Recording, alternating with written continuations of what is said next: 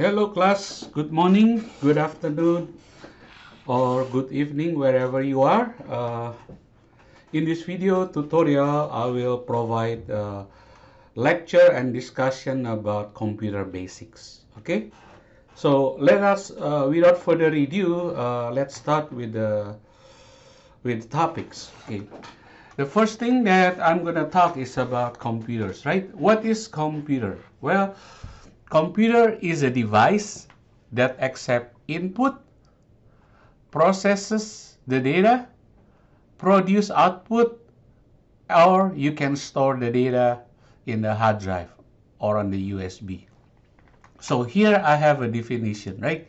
If you go to the second slide, okay, computer is a device that accepts input, processes the data into information, or manipulate, calculate, or organize the data, and produce output in the form of information, and you can also store the data or information.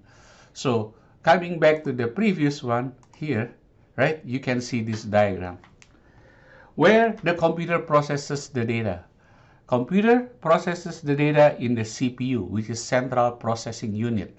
So this is basically the brain of a computer, right? So all the processing take place here in the CPU. And there are two major brands that manufacture CPU. The first one is Intel and the second one is AMD. Actually, there is another one because Apple, they create their own CPU, which is called M1 or M2 chips, right? So there are actually three now. Originally, it was two. Intel, AMD. Now, in the past few years, Apple create their own chips, right? All right, so that is the definition of a computer or four major functions of a computers, okay? The next one is data and information. Data is a representation of fact, figure, and idea, right? Information is when the data is organized in a meaningful ways that human can understand. That's called information. So when you enter data, you input the data in the computer, it produces output, right? This output become information. In this example, is a form of ID card, right? So don't get confused within the difference between data and information. Data is a representation of fact, figure, or idea, but information when the data is organized in a meaningful ways so that human can understand, all right? That's called information. Bit and byte, the smallest unit of a computer's language that can understand. The smallest unit of a computer size is called bit, right? So bit is the smallest one. 1 byte is equal to 1 character. 1 byte is equal to 8 bits. So each letter, number, or character is a string of 8 zeros and 1, zeros and 1, right? Binary only recognize zeros and 1, all right? So the smallest unit of a computer is a bit, and a byte is 8 bits, which is a character, a letter, or a number, right? It's a string of 8, 0, and 1, because computer only understand the binary number, right? As you can see that. To process data into information, computer need to work in a language they understand. This language is called binary language. Consists of 2 digits, zeros and 1. So 1 byte can hold 1 characters, right? 1 kilobyte is 1024 bytes, or can hold 1024 characters, right? This is about half of a double space typewritten page, right? 1 megabyte is 1,048,576 bytes, right? This can hold about 768 pages, right, of type. Okay, 1 mega is equal to 1 kilo is equal to 1,000 byte. 1 mega is equal to 1 million byte. Okay, And 1 giga is 1 billion byte. The exact number is 1,073,741,824. Okay, that can hold approximately 786,432 pages of text, right? Or approximately 500 sheets of paper. So that 1 giga. After giga is tera. 1 tera is 1 trillion byte, right?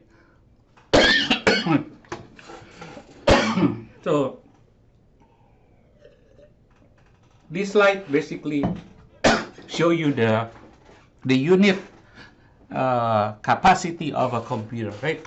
You have a zeta. After zeta is yottabyte, right? Yottabyte. So tera, peta, exa, zeta, and yottabyte. That's the latest one. Okay. Hardware. What is hardware? Hardware is the physical computer, the physical computer's components that you can touch, right? And see, such as monitor, keyboard, mouse, or printers, right? It's like you go to the hardware store, right? Any physical part of the computer that you can see and touch. Don't get confused with the software. Software is a program. Software is a computer program that enables hardware to perform different tasks, right? So there are two categories of software, application and a system, right? Application software is a set of programs that can use on the computer to help carry out tasks. For example, Microsoft Word, Access, PowerPoint, and Excel that we will learn throughout the semester,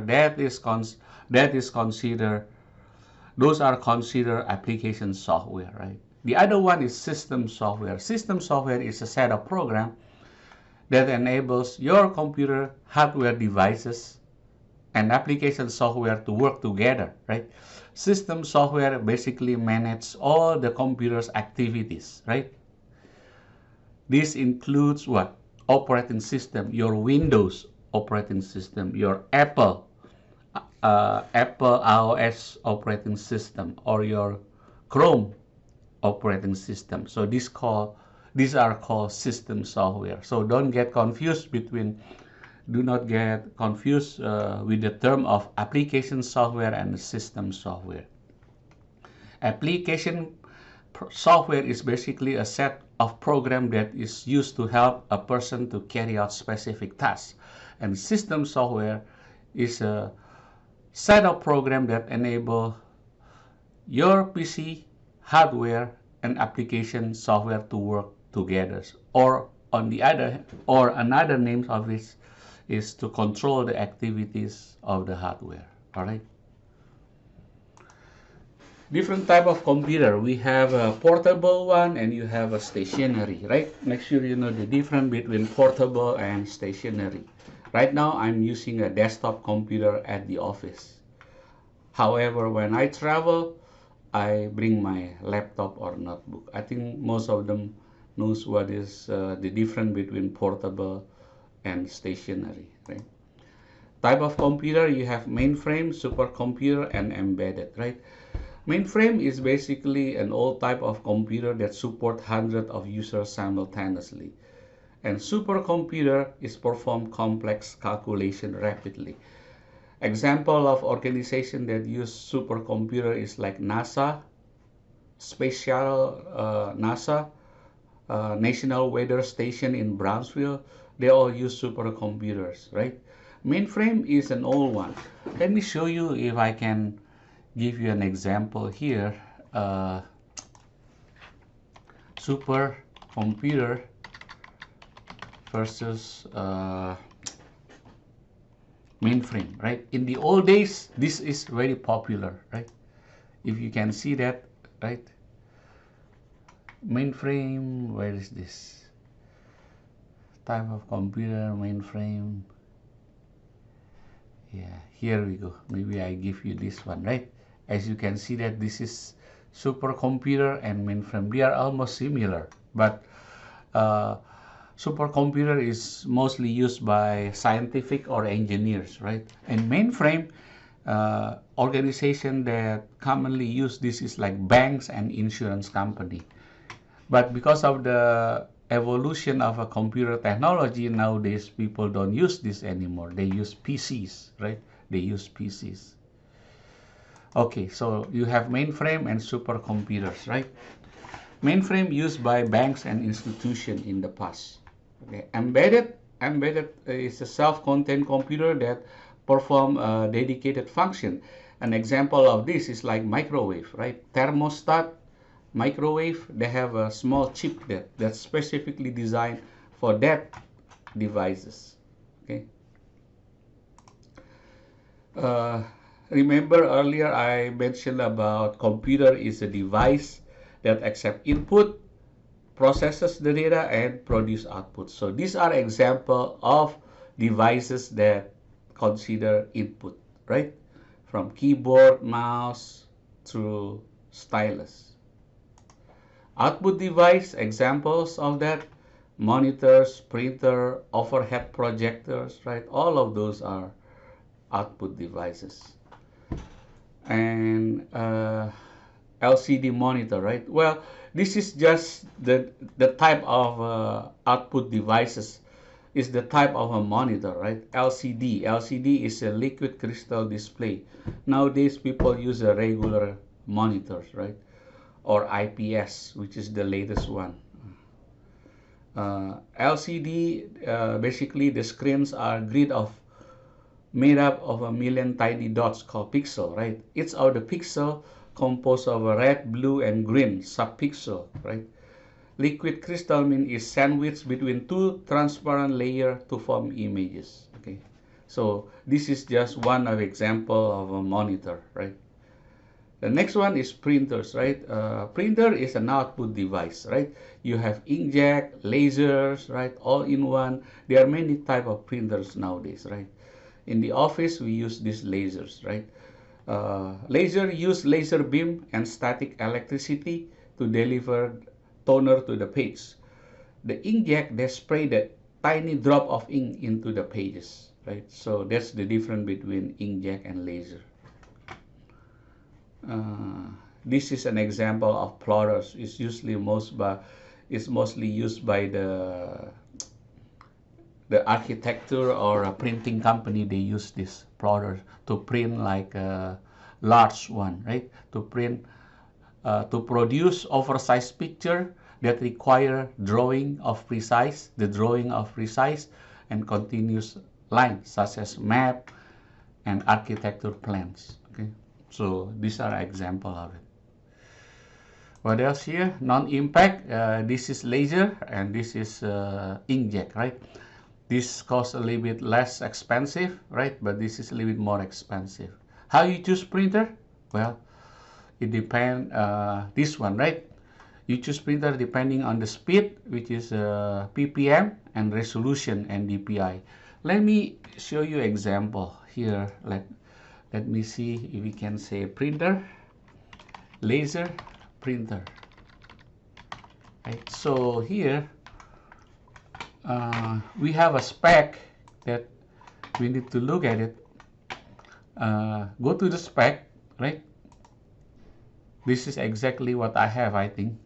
It costs $500 now, right? 469 plus tax, that's going to be cost about $500, right?